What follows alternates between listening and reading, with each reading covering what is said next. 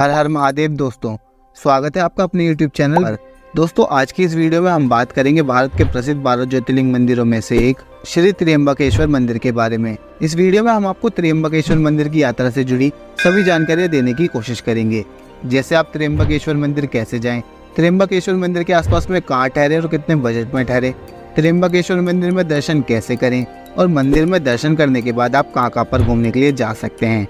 साथ ही साथ दोस्तों, हम आपको ये भी बताएंगे कि त्र्यंबकेश्वर मंदिर में दर्शन करने आने का सही समय कौन सा रहेगा एंड सबसे जरूरी बात कि त्र्यंबकेश्वर मंदिर की यात्रा करने में आपका कितना खर्च आएगा। दोस्तों, ये सारी जानकारी हम आपको स्टेप बाय स्टेप बताएंगे, इसलिए वीडियो को बिना स्किप किए एंड तक देखिएगा। चलिए दोस्तों, देर न करते हुए शुरू करते हैं। त्र्यंबकेश्वर मंदिर महाराष्ट्र के नासिक जिले में त्र्यंबक नगर में स्थित एक प्रसिद्ध प्राचीन मंदिर है। ये मंदिर भगवान शिव को समर्पित 12 ज्योतिर्लिंग मंदिरों में से एक है। ये मंदिर ब्रह्मगिरी पहाड़ियों के तल पर स्थित है। इस ज्योतिर्लिंग मंदिर की खास बात यह है कि इस ज्योतिर्लिंग में 3 छोटे शिवलिंग हैं, जो कि ब्रह्मा विष्णु महेश के रूप में पूजे जाते हैं। कहते हैं कि इस त्र्यंबकेश्वर ज्योतिर्लिंग मंदिर को तीसरे पेशवा नाना साहब ने बैसाल से बनवाया था, जो कि एक खास तरह का पत्थर होता है। इस मंदिर में दर्शन करने के लिए दूर दूर से श्रद्धालु यहाँ पर आते हैं और इस मंदिर में दर्शन करने के लिए भी कई तरह की प्रसिद्ध मान्यताएं हैं। अगर आप भी इस ज्योतिर्लिंग मंदिर में अपने परिवार या दोस्तों के साथ दर्शन करने के लिए आना चाहते हैं, तो आपको सबसे पहले ये जानना होगा कि आप इस त्र्यंबकेश्वर मंदिर में दर्शन करने के लिए कैसे पहुंच सकते हैं। दोस्तों, आप त्र्यंबकेश्वर मंदिर तक बस, ट्रेन या फ्लाइट के माध्यम से पहुंच सकते हैं। अगर आप बस के माध्यम से त्र्यंबकेश्वर मंदिर तक पहुंचना चाहते हैं, तो आपको मुंबई, पुणे और नासिक जैसे शहरों से गवर्नमेंट एंड प्राइवेट बसेस की सुविधा मिल जाती है।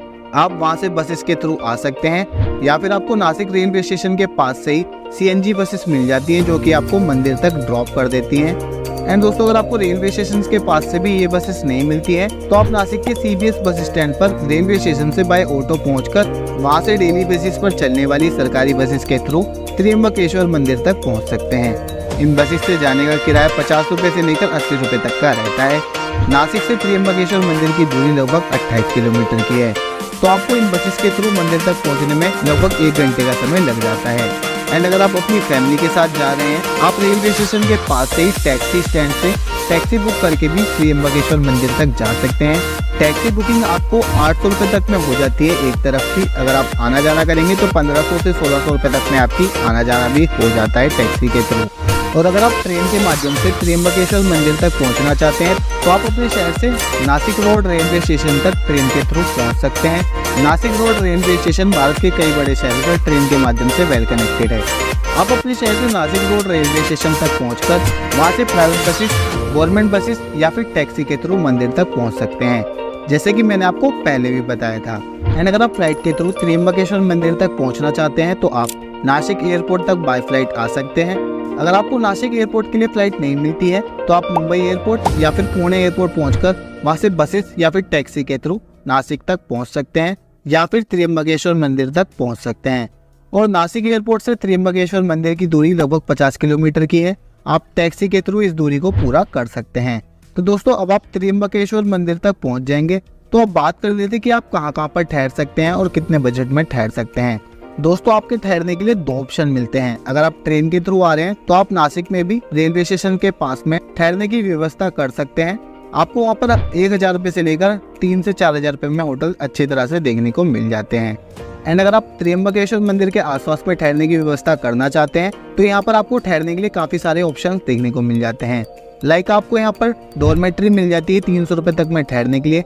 गेस्ट हाउसेज मिल जाते हैं, जो कि 600 रुपए से 800 रुपए तक में आपको मिल जाएंगे यहाँ पर ठहरने के लिए। एंड होटल भी आपको यहाँ पर 1000 रुपए से लेकर 2 से 3000 रुपए तक में देखने को मिल जाते हैं। आप वहाँ पर भी ठहर सकते हैं।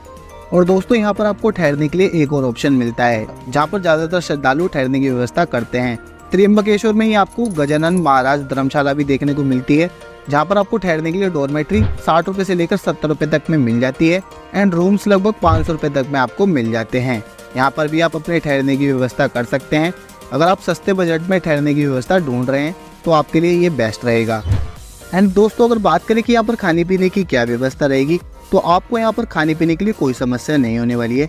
आप चाहे नासिक में ठहरेंगे, तो वहाँ पर भी आपको होटल के आसपास में भोजनालय, रेस्टोरेंट देखने को मिल जाते हैं। वहाँ पर आप अपने भोजन की व्यवस्था कर सकते हैं। एंड अगर आप त्र्यंबकेश्वर में ठहरे हैं, तो यहाँ पर भी आपको भोजनालय देखने को मिल जाते हैं, जहाँ पर आप अपने खाने पीने की व्यवस्था कर सकते हैं। एक नॉर्मल थाली की कॉस्ट आपको दोनों जगह पर 80 रुपये से लेकर 120 रुपये तक की आएगी। तो चलिए दोस्तों, अब खाने पीने की व्यवस्था की भी बात हो गई, तो अब बात कर लेते हैं कि आप मंदिर में दर्शन करने के लिए कैसे जाएंगे। त्र्यंबकेश्वर मंदिर 12 ज्योतिर्लिंग मंदिरों में से 10वां स्थान रखता है। मंदिर में दर्शन करने का समय सुबह 6 बजे से रात 9 बजे तक का रहता है। दोस्तों, मंदिर में जाने से पहले आपको एक खास बात जाननी होगी। मंदिर में आप किसी भी तरह के सामान को नहीं ले जा सकते हैं, सिर्फ आप मोबाइल या फिर पर्स लेकर जा सकते हैं मंदिर में, बाकी आप सामान को भारी रखकर जा सकते हैं। दोस्तों, यहाँ पर आपको बैग या फिर किसी भी तरह की कीमती सामान को जमा कराने के लिए लॉकर रूम की सुविधा मिल जाती है, जो कि मंदिर के बाहर आपको देखने को मिलती है। बाकी अगर आप जहाँ पर प्रसाद लेंगे वहाँ पर आप अपने जूते चप्पल जमा करा सकते हैं और उन्हीं दुकानों से आप 100 रुपये में प्रसाद लेकर अंदर दर्शन करने के लिए जा सकते हैं। दोस्तों, मंदिर में दर्शन करने के लिए 2 तरह की लाइन लगती है। एक VIP दर्शन के लिए, जो कि 200 रुपये तक की टिकट लेकर होती है, जिसे डोनेशन टिकट कहते हैं। दूसरा फ्री दर्शन वाली लाइन, जो कि दोनों लाइन लास्ट में जाकर एक साथ जुड़ जाती हैं। थोड़ा समय कम लगता है अगर आप एक VIP टिकट लेंगे तो, लेकिन अगर आप मेरे हिसाब से सावन के महीने में नहीं आए हैं तो आप यहाँ पर फ्री में ही दर्शन करें तो बेटर होगा। दर्शन करने में आपको 1 से 1.5 घंटा लगता है अगर आप भीड़ के समय में यहाँ पर नहीं आए हैं तो, और बाकी अगर आप यहाँ पर भीड़ के समय में आएंगे तो आपको 3 से 4 घंटे लग जाते हैं दर्शन करने में। अंदर जब आप लाइन में लगे होते हैं फ्री दर्शन के लिए, तो आपको ये साथ में लगे हुए बेंचेस की सुविधा भी मिल जाती है, जहाँ पर आप बैठ भी सकते हैं और लाइन भी इसी तरह चलती रहती है। ये बेंचेस की सुविधा इसलिए की गई है कि यहाँ पर आपको कितनी भी देर हो, आप यहाँ पर बिना थकावट के आराम से दर्शन कर सकते हैं। दोस्तों, त्र्यंबकेश्वर मंदिर की कहानी कुछ खास है, जो कि गौतम ऋषि से जुड़ी हुई है। कहते हैं कि प्राचीन समय में त्र्यंबकेश्वर जगह गौतम ऋषि की तपोवन थी। कहते हैं कि एक बार उनके हाथों क्रोध में एक गौ हत्या हुई थी, जिस वजह से उन्हें गौ हत्या का पाप लग गया था। इसी पाप से अपने आप को मुक्त कराने के लिए गौतम ऋषि ने भगवान शिव की तपस्या की और भगवान शिव से यह गंगा को अवतरित करने को कहा। भगवान शिव ने गौतम ऋषि की विनती को मानकर पवित्र गोदावरी को भेजा, जिसे दक्षिण की गंगा भी कहा जाता है। और इतना ही नहीं, फिर गौतम ऋषि ने भगवान शिव से हमेशा के लिए यहाँ पर स्थापित होने के लिए विनती की और भगवान शिव ने उनकी इस विनती को भी स्वीकारा और फिर भगवान शिव त्रिनेत्र रूप में यहाँ पर स्थापित हुए।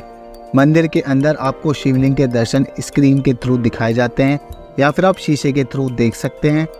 क्योंकि मुख्य गर्भगृह काफी नीचे की ओर है, इसलिए आपको नीचे दिखाई नहीं देता है। आप शीशे के थ्रू इस ज्योतिर्लिंग के दर्शन कर सकते हैं। दोस्तों, इस ज्योतिर्लिंग की खास बात यह है कि इसके अंदर आपको 3 छोटे छोटे शिवलिंग देखने को मिलते हैं, जिनको श्री ब्रह्मा, विष्णु, महेश के रूप में पूजा जाता है। मंदिर में दर्शन करने के बाद जब आप बाहर की ओर आते हैं तो आपको प्रांगण में एक और शिवलिंग देखने को मिलता है, जो कि बिल्कुल सेम तरह से बना हुआ है। मंदिर में हर हर महादेव का नाम जपने के बाद और अच्छे से दर्शन करने के बाद आप थोड़ा ही पैदल चलकर कुशावर्त तीर्थ के लिए जा सकते हैं। कहते हैं कि इस तीर्थ में आकर स्नान करने का बहुत महत्व है।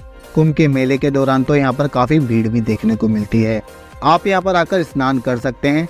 चाहे तो आप मंदिर में दर्शन करने से पहले यहाँ पर स्नान करके मंदिर में दर्शन करने के लिए जा सकते हैं और अच्छे से यहाँ पर दर्शन करने के बाद और स्नान करने के बाद आप नासिक की और भी प्रसिद्ध मंदिरों में दर्शन करने के लिए जा सकते हैं। जैसे आप श्री गौरेराम मंदिर के लिए जा सकते हैं, पंचवटी मंदिर के लिए जा सकते हैं। दोस्तों, यहीं पर आपकी यात्रा समाप्त होगी। मेरे हिसाब से आप एक दिन में त्र्यंबकेश्वर मंदिर की यात्रा कर सकते हैं और बाकी प्लेसेस पर घूमने के लिए आप दूसरा दिन का चयन कर सकते हैं। और दोस्तों, अगर बात करें कि त्र्यंबकेश्वर मंदिर में दर्शन करने आने का सही समय कौन सा रहेगा, तो आप यहाँ पर अक्टूबर से लेकर मार्च के बीच में आ सकते हैं। इस समय यहाँ का मौसम काफी अच्छा रहता है। और दोस्तों, अगर बात करें कि त्र्यंबकेश्वर मंदिर की यात्रा करने में आपका कितना खर्चा आएगा, तो इस पूरी यात्रा को कंप्लीट करने में आपका खर्चा 1500 रुपये से लेकर 2000 रुपये तक का आएगा। ये खर्चा मैंने एक पर्सन का खर्चा बताया है, और अगर आप अपनी फैमिली के साथ आएंगे तो ये खर्चा और भी डिवाइड हो जाता है। और इस खर्चे में मैंने आपके होटल का, फूड का, ट्रांसपोर्टेशन का और मंदिर में प्रसाद लेने का खर्चा इंक्लूड किया है, और नासिक रेलवे स्टेशन से लेकर नासिक रेलवे स्टेशन तक वापस आने तक के खर्चे को इंक्लूड किया है। तो दोस्तों, आज की वीडियो में बस इतना ही। आई होप आपको मेरी इस वीडियो से त्र्यंबकेश्वर मंदिर से जुड़ी हुई सारी जानकारी डिटेल में मिली होगी। अगर फिर भी कोई क्वेश्चन मुझसे छूट गया है तो आप हमें कमेंट करके पूछ सकते हैं, या फिर आप हमें फेसबुक या इंस्टाग्राम पर मैसेज करके भी पूछ सकते हैं। हम वहाँ पर भी आपको इसी तरह की जानकारियाँ देते रहते हैं। आई होप आपको मेरी ये वीडियो पसंद आई हो। अगर आपको मेरी ये वीडियो पसंद आई हो तो वीडियो को लाइक करें और अपने दोस्तों और परिवार के साथ वीडियो को ज़्यादा से ज़्यादा शेयर करें। एंड ऐसे ही और वीडियोस को देखने के लिए चैनल को सब्सक्राइब करें और बेल आइकन को प्रेस करना ना भूलें, ताकि आने वाली इसी तरह की और भी वीडियोस को आप सबसे पहले देख सके। मिलते हैं अगली एक और इन्फॉर्मेटिव वीडियो में, तब तक के लिए हर हर महादेव।